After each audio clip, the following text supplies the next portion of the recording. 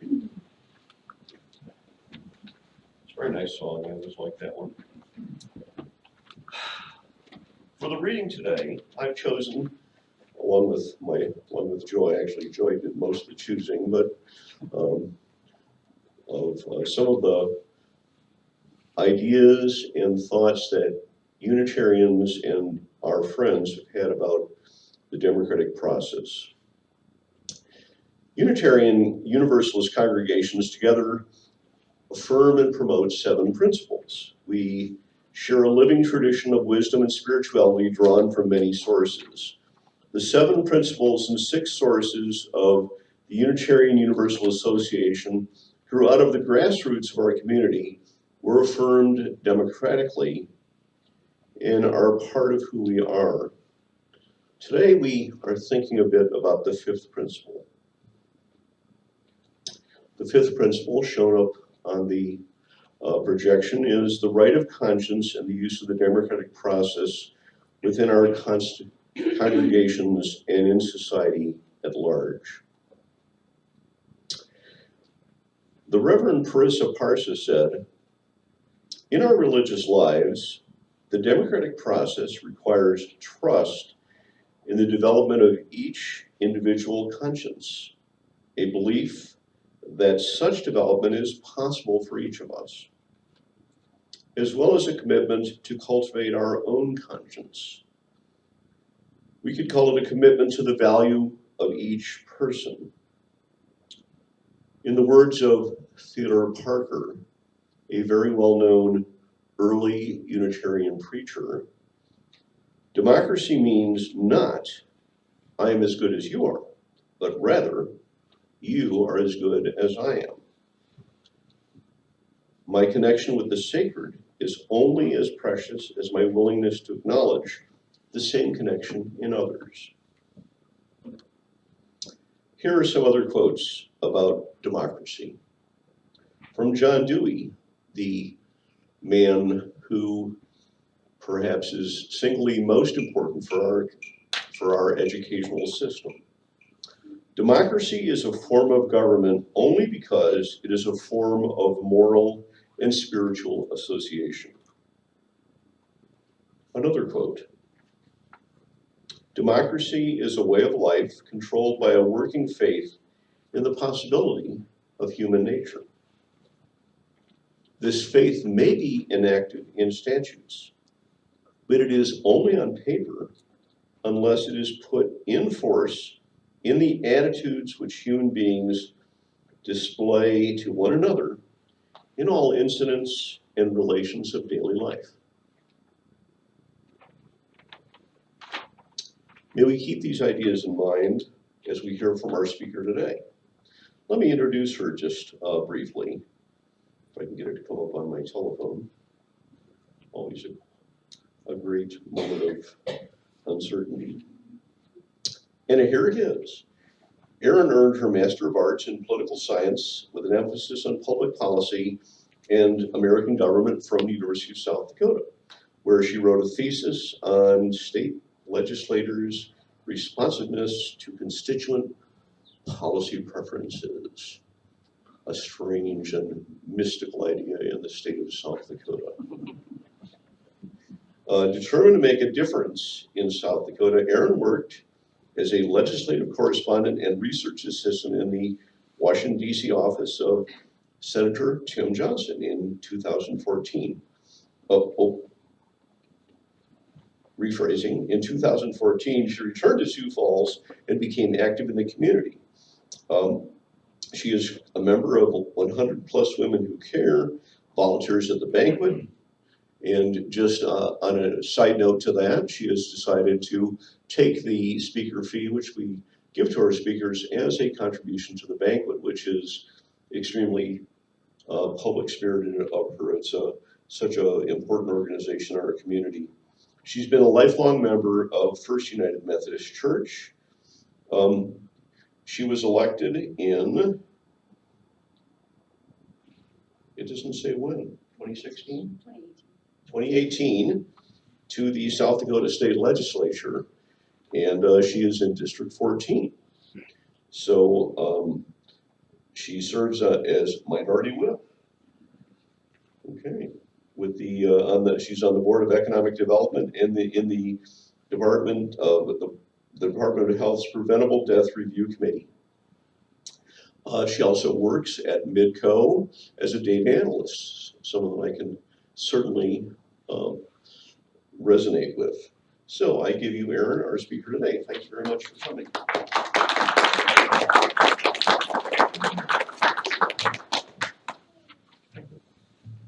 Okay, good morning, everyone. Nice to see all of you here. I'm so excited that the weather is finally getting nice, as a few of you have mentioned. So I'm just going to tell you just a little bit about myself and how I got to where I am today. So I grew up in Sioux Falls. I went to Lincoln High School. My parents were both teachers in the Sioux Falls School District, so I grew up learning a lot about politics and democracy and understanding how the process works, but also hearing my parents speak about their thoughts at the dinner table. And I feel like I am who I am today because of my parents. So growing up, I started working a lot on a few different campaigns. My very first campaign back in 2004 was for Stephanie Herseth at the time, now Stephanie Herseth Sandlin. And that was when I was actually still in high school. So from there I went to University of Nebraska. I helped out on a lot of legislative campaigns down in Lincoln, Nebraska, and became vice president of the UNL Young Democrats. And through that whole entire time, I have grown up with this sense of serving others. And I have two amazing parents as people who have been supportive of helping other people and who have hearts for other people. And back in 2006 now, my mother actually got really sick. She had breast cancer and she actually passed away. And what I learned from that experience was obviously learning how to deal with grief and trying to understand exactly where that put me as a person and without a mother who taught me so much about life in general. And I came out with this sense of gratitude that I was given two amazing parents who taught me so much and told me they loved me every single day. And the thought that I was left with was, how sad is it that there are so many people in our community, in our world, that don't have basic needs. They don't have shelter, and they don't have food, and they don't have love, and they don't have parents who love them. And that made me feel so incredibly that gave me the motivation to want to serve other people, because it made me feel just this sense of gratitude. And moving forward in my life, I think that's what's motivated me most, is this idea that the pain I felt was so real, but the pain that other people feel is just so much worse, and there's so much that we can do for other people in this world, and especially in our community. Others around us just have so much less. So moving forward, I went to grad school, as you heard, and I started learning more about state politics, because before that, I was more interested in national politics, as many of us are. We were all, I'm sure, very focused on the 2016 election with Hillary Clinton and Donald Trump when they were running, and I was too, of course. But ever since grad school, I was really interested in state politics, because I was sitting there watching what was happening and hearing about the main issues that were going on, the ones that the Argus leader was reporting. And I decided to write my master's thesis on how our state legislators continuously defy their constituents. So I actually, I hate talking about the issue of abortion, but I used abortion as my case study. And what I found was back, and obviously, as we all know, we've seen a lot of abortion bills coming through our state legislature. But when I was in grad school, I specifically looked at the time from 2006 to 2011. And there were two bills, I believe one was 2006 and the other was 2009, that completely banned abortion. And what we saw as a result of that were our very own people in our state, our citizens, speaking out against that so much that they decided to move forward with initiative measures and referendums in order to reverse the work of our state legislature. And that worked. And I think that's such an incredibly important process that we have in the state of South Dakota. We're very fortunate that we have that because not many states do. But as I was sitting there thinking about that whole process and how we as citizens that aren't elected officials decided to just completely go against the people that we elected to reverse the work that they did, that made me think that this is happening more than we think. And if it's on issues, contentious issues such as abortion, what else is it happening on? So ever since then, I've been following our state legislators. I've been watching them in the news, and I've been watching them spend their precious 2.5 months out of the year creating legislation that doesn't necessarily benefit our state. And I've discovered even through 2018 when I decided to run that was still very prevalent. So we're up to the time where Trump became president, and we all, most of us were very disappointed and wondering what we could do, and kind of in this, we were all kind of lost. We were all kind of in this state of mind where we didn't really know how to function as a group of people who care about others. And it was around that time that Leaders Engaged and Determined was formed. I know that Susan Croker's been here in the past to speak with you about that organization. And I actually ended up joining that organization and became a member of the legislative team. So I was one of the founding people on the team that tried to figure out how we can get people more politically engaged and how we can inform them of issues that are affecting their daily lives. And it was during that time that I was starting to think of possibly running myself. Because if you're not sitting at the table, you're probably the one getting eaten, right? So I decided that why not me? Why not try this out? And it was also around that time that I was starting to serve more within my own community at the banquet. I've been on a few different committees for Sioux Empire United during their fall campaign. And I think I was beginning to realize that politics affects just so much more than these contentious issues that we see.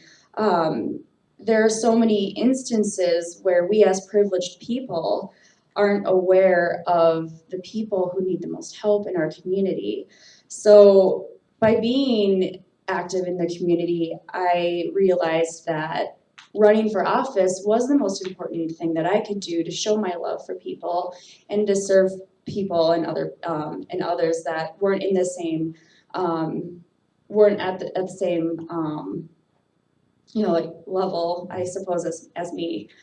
I believe that most of us are very passionate about something, and that's just kind of my way to give that back to the community. Well, there are many other ways that we can give back. I chose that running for office would be mine.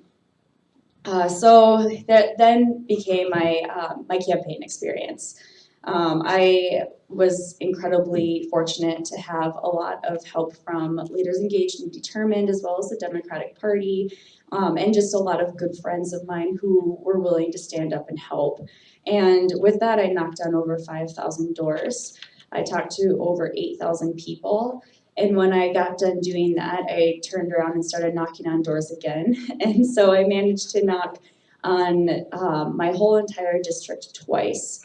So I knocked on over 10,000 doors, of course it was twice, and talked to those 8,000 people almost 2 times, depends on, of course, whether they were home or not. And I talked to them about what was important to them, because that's what democracy is. What are your thoughts? What are your opinions? What kind of ideas do you have? What can I do for you? And how can we, as a district and a community, come together to solve really important issues in the state of South Dakota? So moving forward, after I got elected, I got right to work, and I only introduced 3 pieces of legislation this year. But I feel like these 3 pieces of legislation that I introduced were nonpartisan, and they focused on the people. And that's my promise to the people of South Dakota. I will always try to make sure that I'm doing the right thing, that I'm always trying to help others, that I'm always trying to solve a problem and find a good solution to that. And I want to make sure of that because as a Democrat, there's only 11 of us, and we have to work with the other party. And I want to work with the other party. I want to work with the Republicans because if you can create legislation that both parties agree with and get bipartisan support, then the chances of you being able to pass that are just so much better.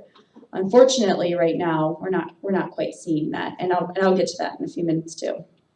So one of my first bills that actually made it through and was signed into law was a bill that would change any statute from hard of hearing to deaf or from hearing impaired to deaf or hard of hearing.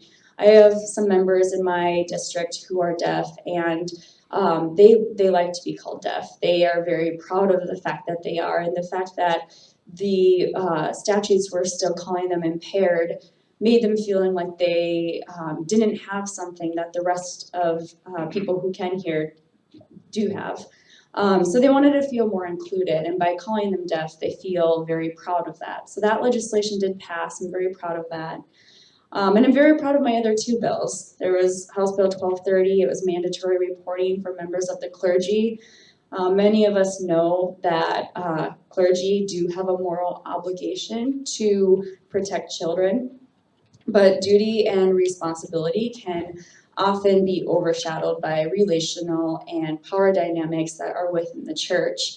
So what this would have done would aid in protection for our most vulnerable, our children. And it also frees the clergy from having to make a really hard decision whether to allow a child to continue being abused and not have to say anything because they don't have to legally report child abuse, or or continue this relationship with somebody within their church. This just makes it so they have to do it. And then so that was my. I didn't realize I was as passionate about it as I thought I would be, but I think it's really important to protect the vulnerable and to help those that don't always have a voice. And that is also what my other bill, House Bill 1175, that would establish an early learning advisory council would do. We have 18,000 children under the age of 6 that are living in low-income families in the state of South Dakota. And many South Dakota families are already utilizing Title I programs such as Head Start in our community. And we also know that there are so many kids on waiting lists that are waiting to get into preschool because their parents understand the value of a good education. They just simply can't afford it.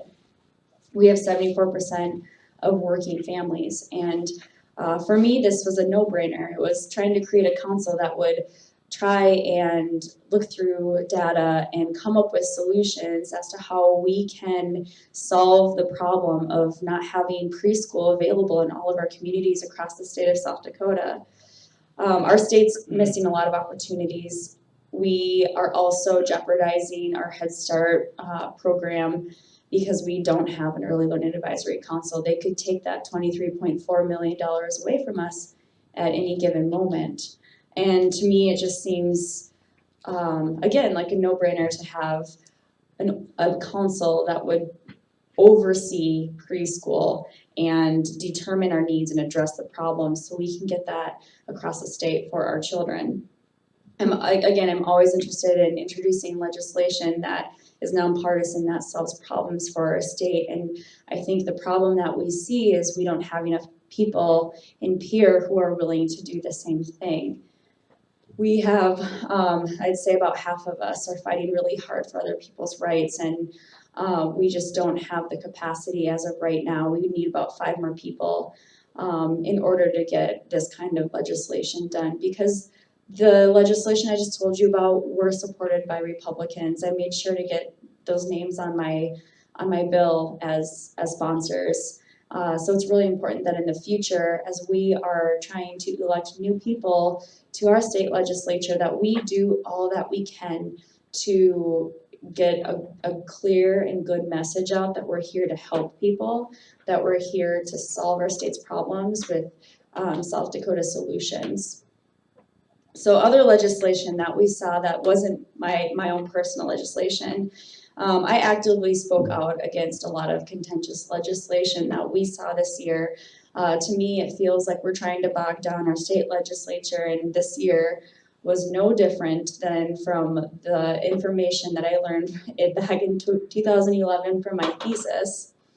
We saw harmful legislation that attacked our public schools, our higher education, free speech, professionals in a variety of different industries in our LGBTQ community. And I could sit here all day and look through my email and read off correspondence that I've received from people that were asking us to not pass this terrible legislation.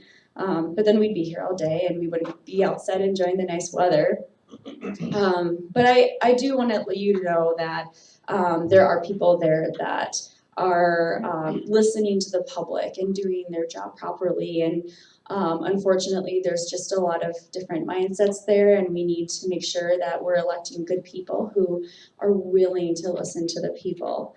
And again, I could sit here all day and talk about all the harmful legislation that we had, but I think the most important lesson that I learned from my first year as a state legislator was looking at the legislation that we did introduce.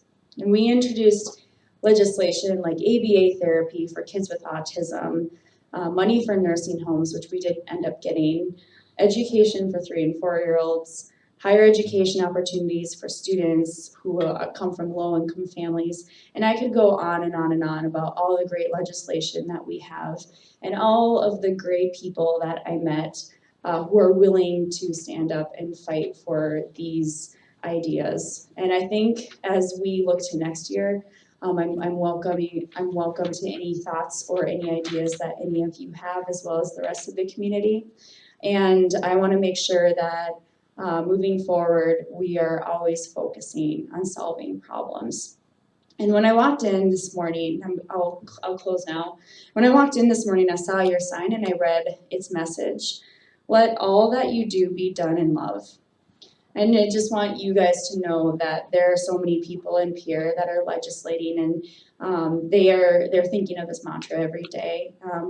And I want you to know that I am here for the people, and there are many people, legislators in Pierre, that are also there to serve and to do everything that they do in every bill that they legislate in love. And it's my hope that I help find more candidates that are willing to do that exact same thing. And I think when we accomplish that, then we can start looking at better legislation for our state that will actually pass, and we'll be able to be more proactive than reactive. So with that, I will stand by for questions after the service. I'd love to talk to all of you about this whole process and any questions that you have, because as you see, it's one of your principles to participate in democracy, and I believe the same thing. So I'll stick around afterwards to answer any questions that you might have. Thank you.